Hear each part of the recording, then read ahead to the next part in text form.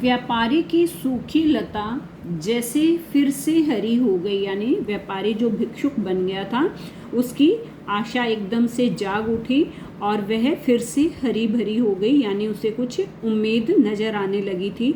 दूसरे दिन व्यापारी निश्चित स्थान पर पहुंचा। निश्चित यानी जो उसके मंत्री मित्र ने बताया था। मंत्री की व्यवस्था से उसे 100 मुद्राएं मिल गई, यानी उसे 100 मुद्राएं राजा द्वारा जो दी गई थी वो मिल गई। वह हंसता हुआ घर लौटा, यानी वह 100 मुद्राएं पाकर हंसता हंसता घर लौटा। अब उसका परिवार कुछ सुख से रहने लगा। उसने अपने नगर लौटकर नए सिरे से व्यापार करने की योजना बनाई, यानी अब वह अपने नगर लौट आया और उसने नए सिरे से अपना व्यापार करने की योजना बनाई। दोनों मीत यानी मित्र गले मिले और एक दूसरे से विदा हुए। मंत्री राजकाज में लग गया और उसका मीत अपने व्यवसाय में अनुभवी और विपत्ति का मारा होने के कारण उसने व्यापार में अपनी पूरी शक्ति और बुद्धि लगा दी। व्यापार चमक उठा, यानी वह एक्सपीरियंस्ड था बिजनेस करने में, और दूसरा वह मुसीबत का मारा हुआ था, तो उसने अपना सब कुछ अपनी जी जान व्यापार में लगा दी और उसका व्यापार बहुत अच्छा चलने लगा।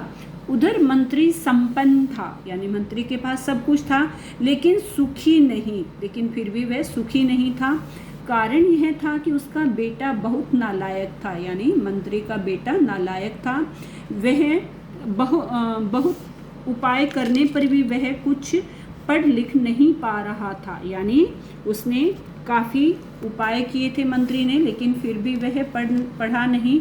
न किसी सिखाई हुई विद्या को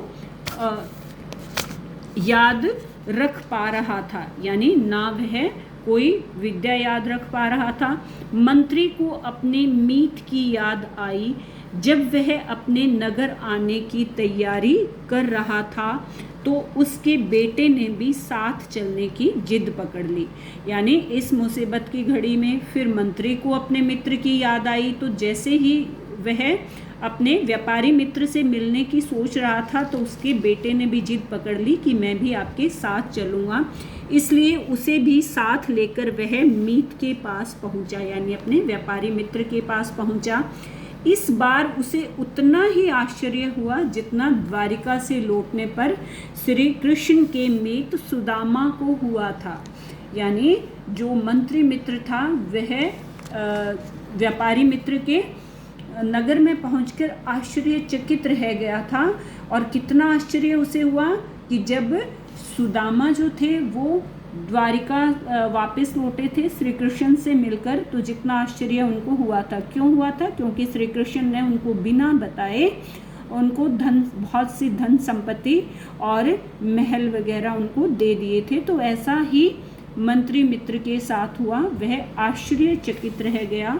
मीत सचमुच लखपति हो गया था, यानी व्यापारी मित्र जो था वो सच में लखपति हो गया था, यानी एक समय तो वह बहुत ही गरीब हो गया था, लेकिन अब उसने मेहनत से अपना वही रुतबा अपना व्यापार फिर से जमा लिया था। उसने मंत्री का भव्य स्वागत किया, यानी उसने अपने मंत्री मित्र का स्वागत किया, लेकिन मंत्री को तो अपनी ही चिंता सता रही थी। यानी बहुत अच्छे से स्वागत किया लेकिन फिर भी मंत्री को तो अपनी चिंता की लगी हुई थी। मित्र ने जब उदासी का कारण पूछा तो मुंह लटकाए हुए उसने कहा कि क्या कहूँ मीत, तुमसे सहायता प्राप्त कर मैं विद्वान बना, राज्य मंत्री भी, पर सारी सुविधाएं होते हुए भी मेरा पुत्र कुछ भी सीख नहीं सका। यानी वो कहता है कि मैं अब तुम्हें क्या बताऊं कि तुमने बचपन में मेरी इतनी सहायता की, मैं विद्वान बना, मैं राज्य का मंत्री बना, लेकिन सारी सुविधाएं होने पर भी मेरा पुत्र जो है वो कुछ नहीं सीख सका। बातचीत के दौरान व्यापारी मीत ने मंत्री पुत्र के बारे में सारी बातें जान ली, तो उसने कहा, बेटा जानते हो कि 5 वर्ष पहले मेरा क्या हाल था। यानी दोनों की बातचीत हुई तो उसे पता चल गया था कि उसके साथ क्या समस्या है, तो उसने उसके बेटे को समझाते हुए कहा कि तुम्हें पता है 5 साल पहले मेरा क्या हाल था। तो बच्चे ने कहा, हाँ आप एक दरिद्र याचक थे। यानी आप एक गरीब भिखारी या मांगने वाले थे। शाबाश, यानी व्यापारी मित्र ने कहा, अब यह बताओ कि मैं लखपति कैसे हो गया। वो कहता, अच्छा तो फिर तो बहुत अच्छी बात है, तुम्हें पता है, लेकिन तुम बताओ कि मैं लखपति कैसे बना। मुझे नहीं मालूम, तो मैं बताऊं। व्यापारी ने कहा, बच्चे ने कहा, बतलाइए। देखो, तुम्हारे पिता की सहायता से मैंने 100 मुद्राएं राजा से याचक बनकर ली, कि मैंने भिक्षुक बनकर राजा से 100 मुद्राएं ली। उनसे मैंने व्यापार शुरू किया। व्यापार में मैंने शक्ति, भक्ति और बुद्धि लगाई, यानी मैंने अपना सब कुछ बिजनेस स्टार्ट करने में लगा दिया। लाभ होने लगा, ठीक है, कि मुझे प्रॉफिट भी मिलने लगा। हर बार मैं लाभ के 2 भाग कर देता और कहता, यह मेरा है, यह मेरे मीत का है। यानी जितना भी मुझे प्रॉफिट मिलता मैं उसको 2 हिस्सों में बांट लेता था और ये कहता कि यह भाग मेरा है और दूसरा हिस्सा मेरे मित्र का है। मैं दोनों भागों को अलग अलग व्यापार में लगाता, कि मैं दोनों जो मैं हिस्से करता था उनको अलग अलग व्यापार में लगाता। इस तरह लाभ बढ़ता गया, यानी उसका व्यापार डबल हो गया, व्यापार बढ़ता गया। क्या समझा तुमने? क्या समझा तूने? उसने कहा कि तुमने इससे क्या समझा? तो मंत्री का पुत्र जो था वो थोड़ा हकलाने लगा। मैं मंत्री पुत्र हकलाने लगा। व्यापारी ने प्यार से उसे चूमते हुए कहा, बेटे, अगर इसी तरह तुम भी एक एक ज्ञान को, एक एक विद्या और गुण को अपना समझ लो और अपने लिए तथा अपने मित्रों के लिए दिल और दिमाग में रखते जाओ, तो 6 वर्षों में तुम क्या बन जाओगे। यानी उसने कहा कि अगर तुम जो विद्या प्राप्त करते हो, जो ज्ञान तुम्हें मिलता है, वह तुम अपने दिमाग में भी रखो और अपने मित्रों के साथ भी अगर तुम बांट लो, तो फिर देखना तुम 6 साल बाद में क्या बन जाओगे। बालक मुस्कुराते हुए बोला, मैं ज्ञान और गुण का लखपति हो जाऊंगा, यानी मैं इंटेलिजेंट बन जाऊंगा। शाबाश बेटे, तुम्हारी माँ, तुम्हारे पिता, मैं, सब लोग यही चाहते हैं कि तुम विद्या और गुण के लखपति बन जाओ। क्या तुम हमारी यह इच्छा पूरी करोगे? व्यापारी ने कहा, अवश्य, यानी ज़रूर, अगली बार मैं उसी रूप में आपसे मिलूँगा। फिर बालक ने अपने पिता से कहा, पिताजी, अब आप राजधानी चलिए, मैं आज ही से अपनी पढ़ाई में लगूँगा।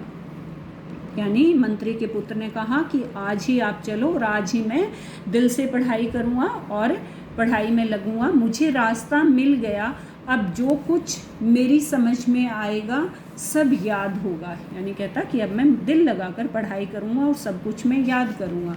मंत्री समझ गया, लड़के की बुद्धि खुल गई, यानी उसे अब समझ में आ गया है। उसने मुस्कुराते हुए अपने मीत से विदा ली, यानी उसे विदा मांगी। राजधानी पहुंचकर उसका पुत्र अध्ययन में चौगुने उत्साह से लग गया, यानी अपनी पढ़ाई लिखाई में वह बहुत ही उत्साह से लग गया। हर रोज़ वह जो कुछ सीखता मन ही मन अपने काल्पनिक मित्र को भी सिखाता, यानी उसे जो भी सिखाया जाता था उसके गुरु के द्वारा वह पहले खुद सीखता, फिर उसने एक अपने मन में एक काल्पनिक मित्र बना लिया था, वह फिर उसी चीज़ को उसे सिखाता। वह कहता, यह मेरा है, यह मेरे मीत का। इस तरह हर पाठ दोहराया जाता, यानी एक बार वह खुद याद करता, फिर दूसरी बार वह अपने मित्र को सुनाता था, तो इससे वह पाठ जो है वो रिपीट होने लगा, तो उसे अच्छे से याद होने लगा। लड़का मन लगाकर पढ़ने लगा, वह विद्याएं सीखता गया, यानी उसने सारी विद्याएं सीख ली थी। अच्छे गुणों से संपन्न होता गया, यानी उसके अंदर सारे अच्छे गुण आ गए थे।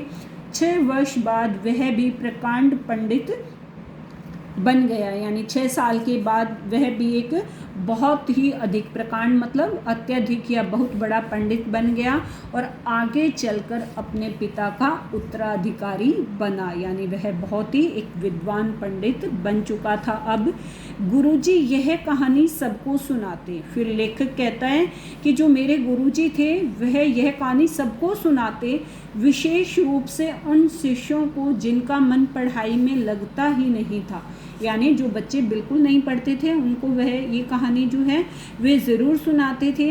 इस सीधी सादी कहानी का सभी शिष्यों पर बड़ा प्रभाव पड़ता, सब में पढ़ाई लिखाई के प्रति एक नया उत्साह यानी जोश भर जाता। सब जी जान से पढ़ने लगते, स्वयं ही नहीं पढ़ते, अपने सहपाठियों को भी पढ़ाते। मीत का भाग भी तो रखना था। यानी गुरुजी जब भी उन जिन बच्चों को ये पढ़ाते थे, ये कहानी सुनाते थे, तो उन सब पर इस कहानी का बहुत ही गहरा प्रभाव पड़ता था और सभी सहपाठी जो हैं वो मिलजुल कर पढ़ने लगे, जिससे वो एक दूसरे की सहायता भी करते थे और उनमें प्यार प्रेम भी बढ़ने लगा था और वे सभी विद्वान बन गए थे। आई होप कि बेटा आपको चैप्टर समझ में आ गया होगा। फिर भी अगर कोई प्रॉब्लम लगती है तो आप मेरे से पूछ लेना और एक बार आप खुद से इसकी रीडिंग ज़रूर लेना और चैप्टर जो है वो आप कंप्लीट लर्न किया करो। जैसे इसके वर्ड मीनिंग है, इसकी बुक एक्सरसाइज है और क्वेश्चन आंसर, प्लस में आपके चैप्टर के बीच में से कहीं से भी इंटरनल क्वेश्चंस आ सकते हैं और आप अपनी फेयर यहाँ तक ज़रूर कंप्लीट कर लेना। और बेटा आप कुछ बच्चे इंडेक्स नहीं बना रहे हैं, प्लीज़ साथ साथ लाइन लीव करके इंडेक्स बनाते जाइए ताकि बाद में आपको इकट्ठा ना बनाना पड़े। और कोई प्रॉब्लम हो तो आप मेरे से कॉल करके पूछ सकते हैं। Thank you.